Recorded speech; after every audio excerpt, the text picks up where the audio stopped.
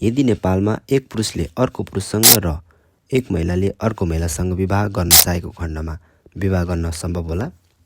अथवा नेपालमा समलिङ्गी विवाह गर्न सम्भव छ कि छैन? नेपालमा समलिङ्गी विवाह कानुनी रूपमा अपूर्ण रहेको देखिन्छ।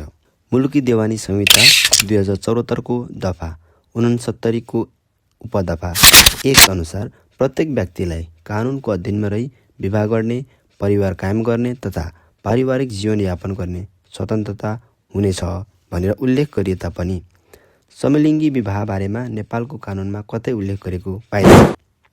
तर पिङ्की गुरुङ भन्ने सञ्जीव गुरुङले दर्ता गरेको रिट निवेदनमा प्रारम्भिक सुनवाई गर्दै 2080 असार 12 गते सर्वोच्च अदालतका माननीय न्यायाधीश तिलप्रसाद श्रेष्ठको एकल इजलासले समलिङ्गी तथा लैङ्गिक अल्पसंख्यक जोडीहरूको विवाह दर्ता गर्न सकिने गरी अन्तरिम आदेश जारी गर्यो। हालको कानुनले विवाहलाई पुरुष र महिला बीच मात्र मान्यता दिएको भए तापनि रिट निवेदनको अन्तिम किनारा लगाउँदाको बखत अन्यथा हुने ठहरेमा सोही बमोजिम हुने गरी हाललाई प्रस्तुत रिट निवेदनका निवेदकहरू र निवेदक सरहका जोडीहरूले निवेदन माग गरेमा विवाहको अस्थायी अभिलेख रहने गरी विवाह गर्न पाउने आवश्यक व्यवस्था गर्नु भनी नेपाल सरकार प्रधानमन्त्री तथा मन्त्रीपरिषदको कार्यालयको नाममा अन्तरिम आदेश जारी गरेको थियो।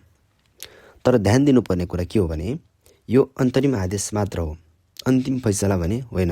अहिलेसम्म सर्वोच्च अदालतको अन्तिम फैसला आएको छैन र कानुन पनि संशोधन नभएका अवस्थामा यस्ता जोडीहरूले निवेदन दिई माग गरेको खण्डमा विवाहको अस्थायी अभिलेख राखी विवाह दर्ता गर्ने व्यवस्था गर्नुपर्ने हुन्छ।